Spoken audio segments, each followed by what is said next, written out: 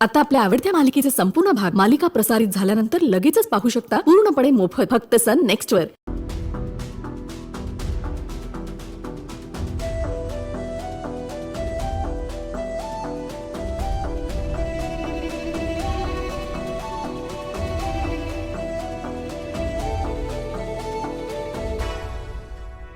देवी आई, अगं काय करून ठेवलंस हे सगळं? हेच दिवस दाखवायचं होतं तुला आमासनी, म्हणून ह्यो खेळ मांडलास होय? अगं तुझ्या सेवेत काय कमतरता होती म्हणून हे सगळं घडवून आणलं. अशी कशी तू दगडाच्या काळजाची आहेस?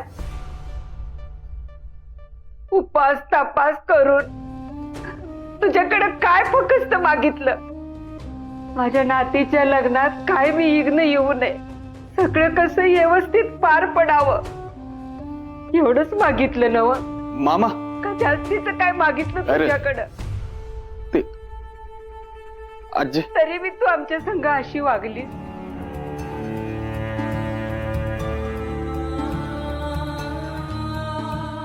हीच काय तुझी कृपा दृष्टी? अशीच उभी राहणार आहेस तू आमच्या पाठीशी? अगं तारशील तारशील म्हणत असताना तू तर मारायलाच निघालीस आमासनी.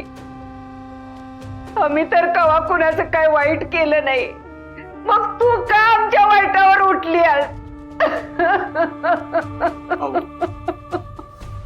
शांतू शांतू भाऊ, शांतू शांतू शांतू. असा टाहो पडून काय बाय बोलून हे सगळं झालेलं परत येणार आहे का? येणार आहे का सांगू? नाही ना. मग कशाला एवढं रडायला लागलीस? कशाला त्रास करू घ्यायला लागली आहेस? आणि दुसरं तिसरं काय नाही, तूच आजारी पडशील. याच देवाकडे आम्हाला प्रार्थना करावी लागेल की आऊला बरी कर, आऊला बरी कर. तुला सहन होत नाही गाऊ असं. शांतू, हे सगळं झालंय ना, ते आपल्या भल्यासाठी झालंय असं समज. आणि शांतू, हाय तिची नजर.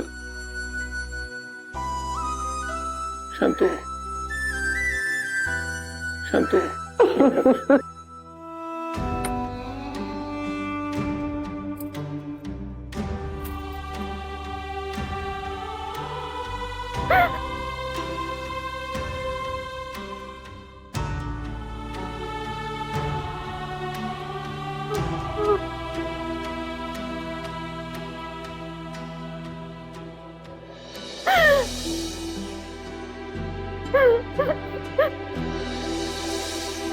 अंबू,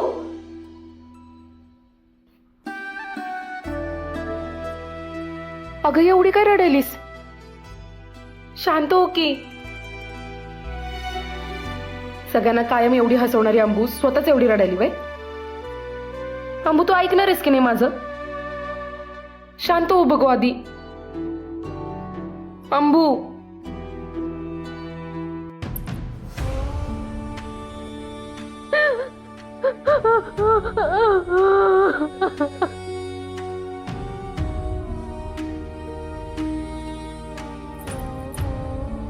अंबू, अंबू, तुझं दुःख न कळणे इतकी लहान नाहीये मी. सगळं चांगलं आणि छान चालू असताना एखादी माशी शिंकाविना तसं झालंय बघ. पण जे नको घडायला होतं तेच घडलंय बघ. हे सगळं ना एक वाईट स्वप्न होतं असं आपण समजू. तू पण तेच समज आणि सगळं विसरायचा प्रयत्न कर. कारण जे नशिबात घडलंय ना ते कुणीच बदलू नाही शकत बघ आंबे. जे होतंय ना ते चांगल्यासाठीच होतंय असं म्हणून चालायचं. आणि काहीही झालं ना तर ही आशू तुझ्या सगळ्या चांगल्या वाईटात तुझ्या सोबत आहे कायम. कधीच विसरू नको. तू एकटी नाहीये अंबू. शांत हो बरं. शांत हो.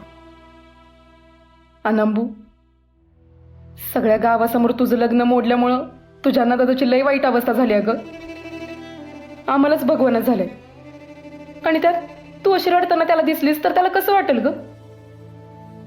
त्याला किती त्रास होईल सांग बघू. त्याला बघवणार नाही ग तुझी अवस्था?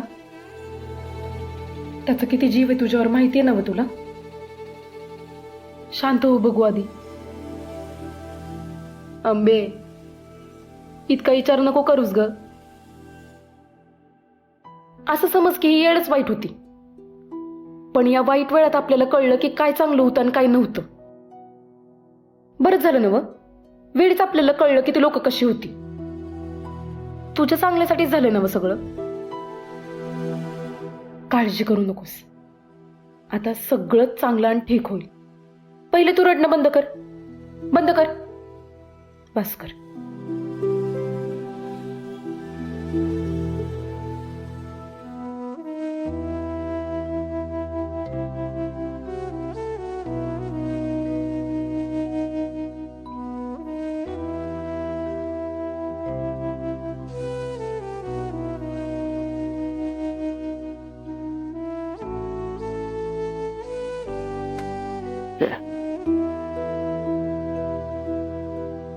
राहू एक म्हातारी, तिचं वय झाले, ती भाबडी आहे.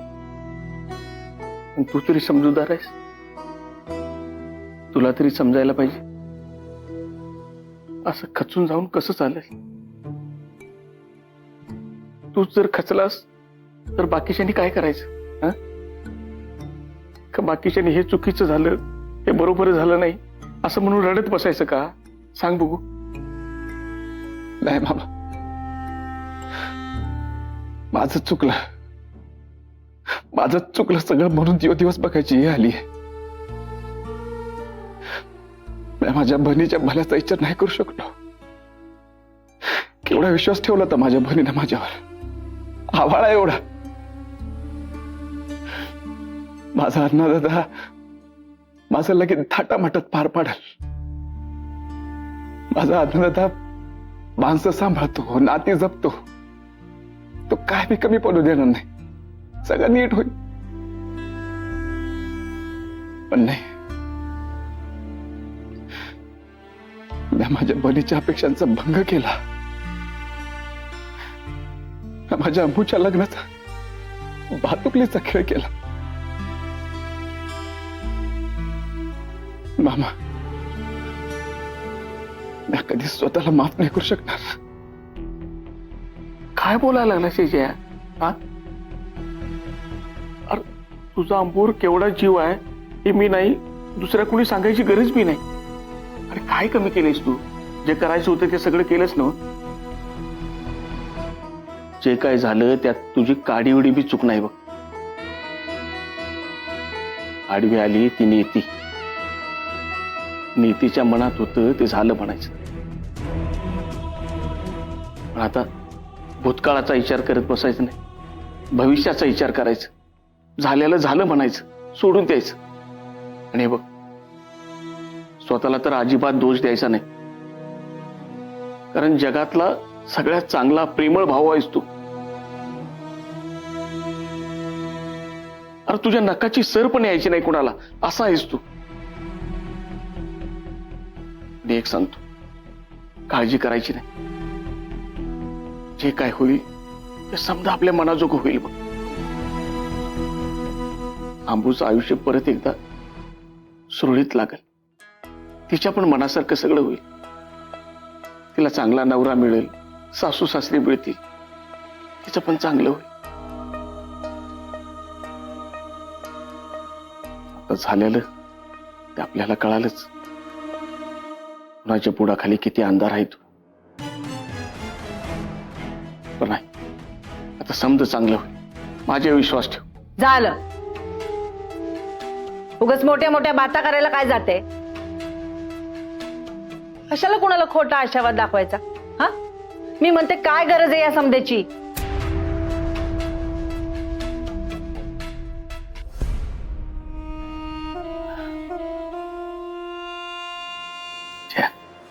सगळं ठीक होईल.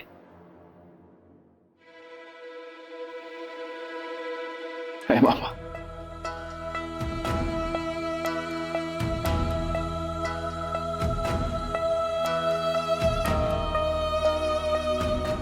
व्हायचं असतं तर कवाच झालं असतं. माझ्यामुळे झालंय समज. आणि या सगळ्याला एकच माणूस कारणीभूत आहे, तो म्हणजे म्या, तो जयदेव राजे शिर्के. नाही,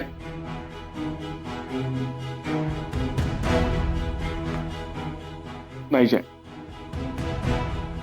तू जबाबदार नाहीस. तो शेखर कीर्तीकर, तो मॅनेजर आहे ना, तो आणि त्याचा साहेब, ती दोघं जबाबदार आहेत. काय गरज होती त्यांना हं? अंबूच्या लग्नाच्या टायमाला चिवून इथं सगळे ते पोलिसांनी आणून साहेबांनी आणून हा सगळा राडा करायची. हं? मुद्दाम केले त्यानं. मॅनेजरनं बरोबर येळ साधली. त्याला दाखवून द्यायचं असेल मी किती मोठा अधिकारी आहे, त्या गावातल्या सरपंचाला मी अटक करू शकतो, त्याच्या बहिणीचं लग्न मोडू शकतो, हे दाखवून द्यायचं असेल ना त्याला. मुद्दाम केलंय त्यानं. मला सांग, 2 दिवस थांबला असता तर काय बिघडलं असतं त्याचं? पण नाही केलं त्यानं तसं. मुद्दामच केले त्यानं, मुद्दामच. मामा, तू म्हणतोय ते बरोबर आहे, मुद्दाम केलंय त्याला. पण या सगळ्याला कुठं ना कुठं तरी म्याच जबाबदार आहे. माझ्यामुळे झालंय समज. आणि ही गोष्ट अंबूला आयुष्यभर चालत राहणार. अण्णा दादा,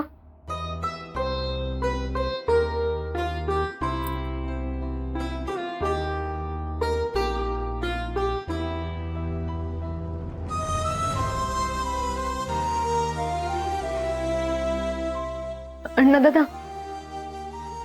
अरे तू कसलाच विचार करू नकोस.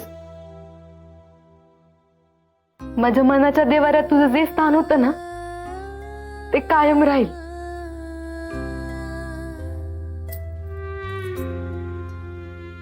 मला कुठली बी गोष्ट कवच चालणार नाही. कारण माहितीये, अरे या जगात माझ्यासारख्या बहिणीवर तुझ्यासारखं प्रेम करणारा भाऊ नाही.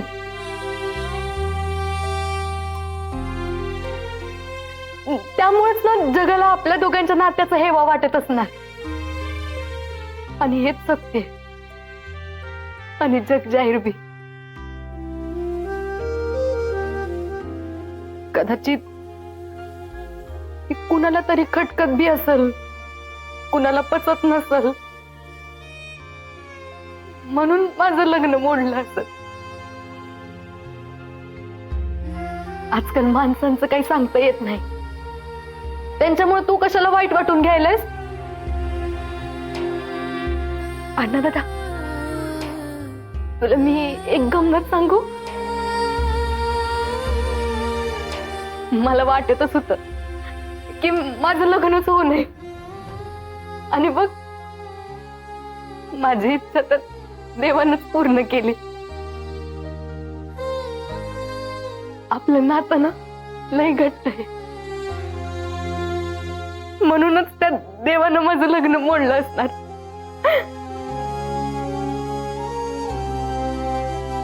अण्णा दादा, काय र, तू कशाला रडायलायस? हा, माझ्याकडे बघ, मी रडते काय? नाही ना? मग गप. जया, खरंच आंबी बरोबर बोलायली.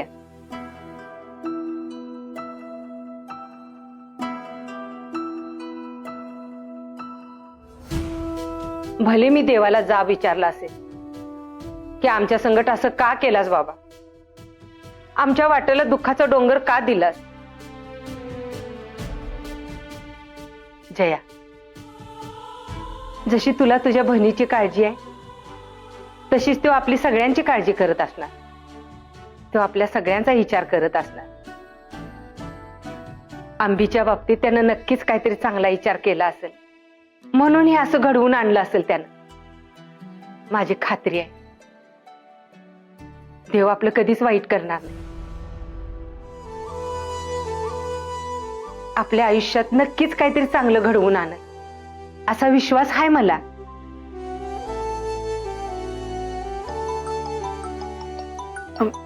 अंबू,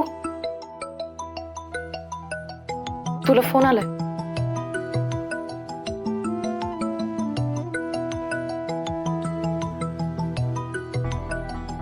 काय ग? कोणाचा फोन आहे? मला बी नाही माहित. बघू.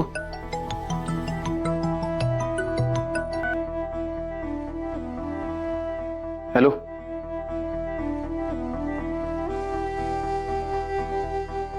हॅलो. हॅलो, कोण बोलतंय?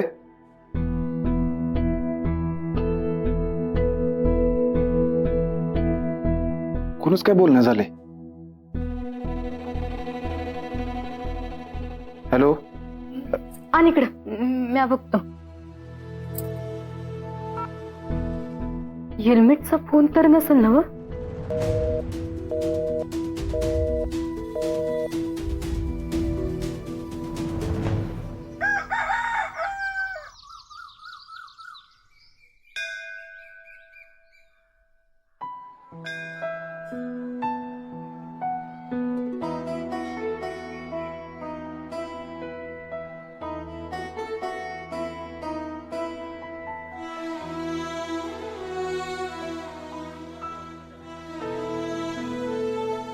दिव्य खरंय बघ. लोक म्हणतात बोलतात ते काही खोटं नाही. आजपर्यंत ऐकलं होतं, खरं आता मला स्वतःला अनुभव आलाय. ही समज माझ्या बरोबर तू घडवून आणलंस, कारण मी खोटं बोलले म्हणून. मी केलं एक आणि झालं भलतच.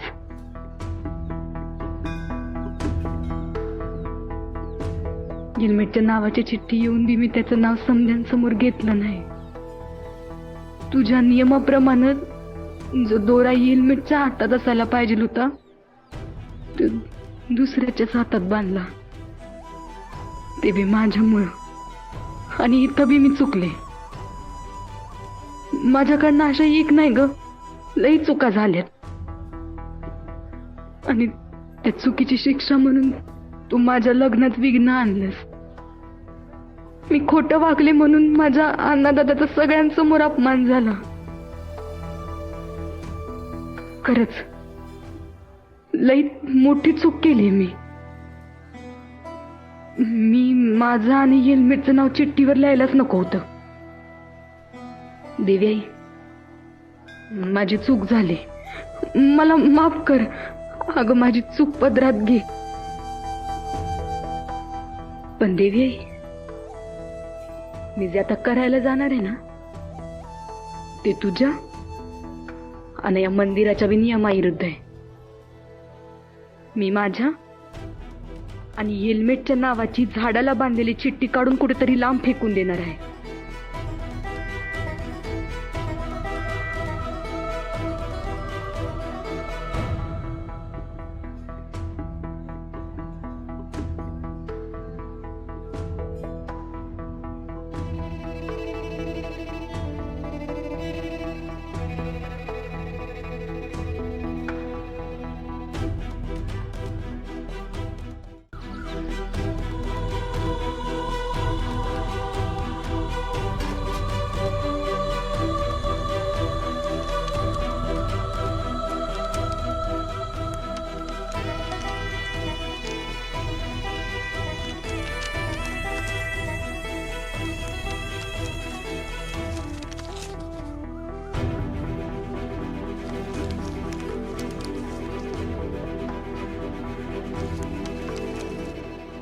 अंबिका,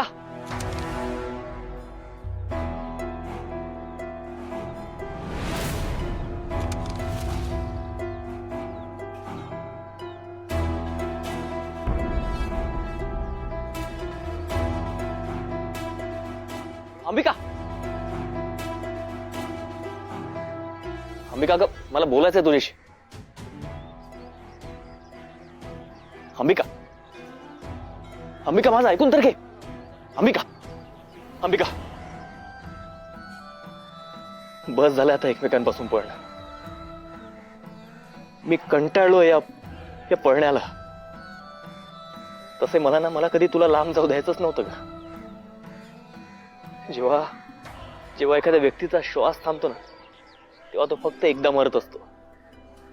पण जेव्हा त्याची आवडती व्यक्ती त्याला सोडून लांब जाते ना, तेव्हा तो रोज मरत असतो. अंबिका, माझं एवढं काय चुकलं ग? तुला मला असं समोरही बघायचं नाहीये कधीच? तुला तुला मला सोडून जायचंय ना, जा, हरकत नाही. नातं तोडायचंय, तोड, हरकत नाही. तर माझं एवढंच म्हणणं आहे की एकदा स्वतःला विचार की नातं तोडायचं होतं तर इतके दिवस जपून तरी का ठेवलंय? विचार, तुला तुझ्या प्रश्नांची उत्तर मिळतील. आणि राहिला प्रश्न तुझ्या लग्नात झालेल्या धिंगाण्याचा, तर मी शपथ खाऊन सांगतो अंबिका, मला याबद्दल खरंच काही कल्पना नाही.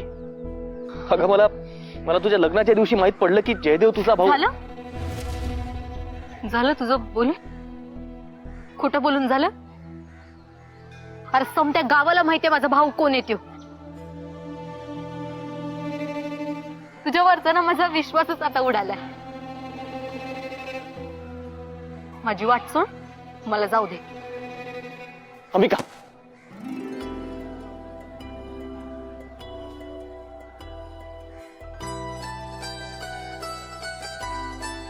अंबिका, अगं तू समजून का घेत नाहीयेस?